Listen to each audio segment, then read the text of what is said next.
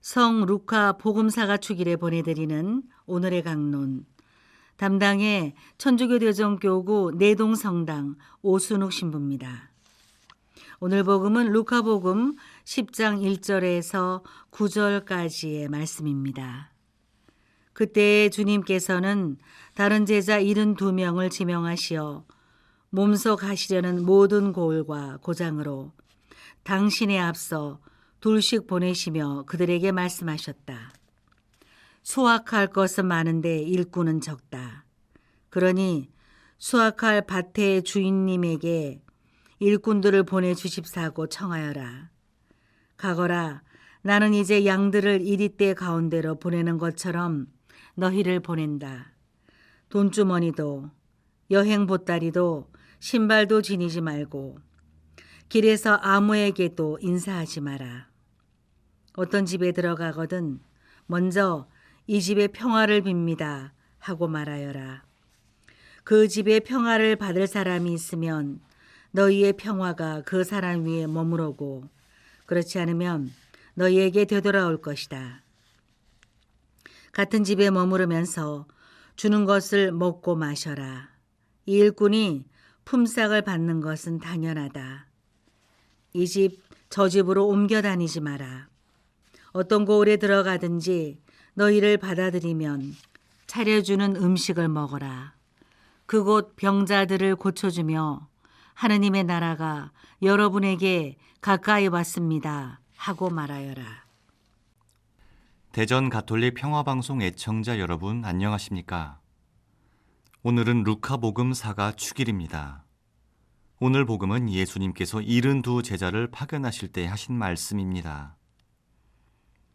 이는 1차적으로는 선교의 직분을 맡은 이들이 지켜야 할 지침, 세상에 나가서 복음을 선포하는 선교사들에게 해당하는 말씀입니다. 그런데 더 넓게 생각하면 꼭 멀리 해외에 힘들게 살아가는 선교사들만이 아니라 우리 모든 신앙인이 지켜야 할 신앙의 지침이라고도 이해할 수 있습니다.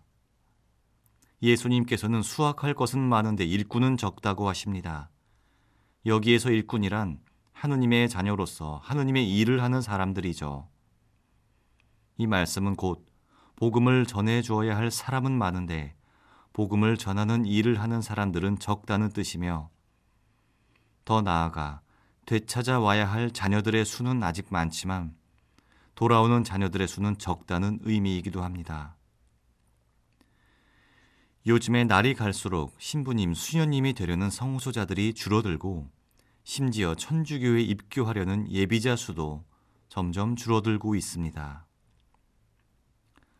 숫자가 가장 중요한 건 아니라 하지만 그래도 이러한 현상을 보면 오늘 예수님께서 일꾼이 적다고 한탄하시는 말씀이 더욱 와닿는 오늘날입니다. 한편 예수님께서 복음을 전하라고 명령하신 방식, 어떻게 복음을 전해야 된다고 하셨는지를 살펴보면 우리의 상식과는 다르다는 것을 발견하게 됩니다. 우리는 멀리 여행을 떠난다고 상상해 볼 때 먼저 경비, 비상금을 우선적으로 챙기고 가다가 마실 물과 비상식량을 챙깁니다. 가급적 넉넉하게 안전한 준비를 갖추고 가야 합니다. 하지만 예수님께서는 돈도 여행 가방도 신발도 지니지 말라고 하십니다. 또 지나가는 사람들에게 인사도 하지 말라고 당부하십니다. 이 말씀은 곧 복음을 전하고 되찾아야 할 자녀들을 다시 하느님 품으로 되돌리는 선교 여정 안에서 절대로 인간적인 것에만 의지하지 말라는 말씀입니다. 선교란 우리가 주인이 돼서 우리 맘대로 하는 게 아니라 하느님께서 파견하시고 하느님의 일을 하는 것이기에 자신이 아닌 오로지 하느님의 뜻을 따르는 게 올바른 자세입니다. 우리가 주님의 제자로서 복음을 전하는 일을 할 때 인간적인 고민이나 걱정을 모두 그분께 내어 맡기고 오로지 복음 선포에만 전념하라는 의미이기도 합니다. 예수님께서는 제자들을 세상에 파견하십니다. 마찬가지로 끊임없이 우리 모두를 세상에 보내십니다.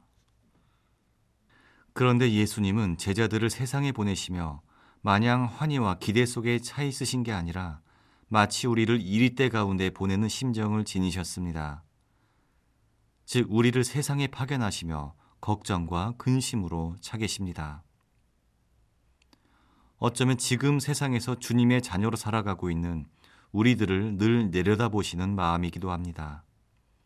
그만큼 세상은 수많은 위험이 도사리고 있으며 복음을 선포할 일꾼이 적을 뿐 아니라 성실한 일꾼으로 포기하지 않고 끝까지 남아있는 것 또한 힘든 일임을 가르쳐 주십니다.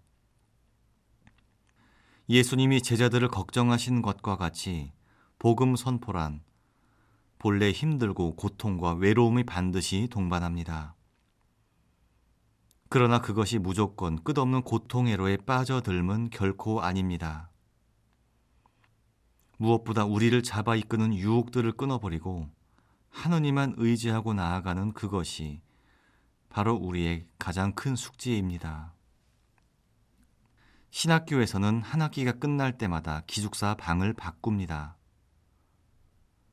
서로 다른 형제들과 방을 써가며 공동체 의식을 기르는 이유도 있고, 무엇보다 사람이 한 장소에 머물며 애착을 가지고 늘어지려는 근성이 생기기 때문입니다.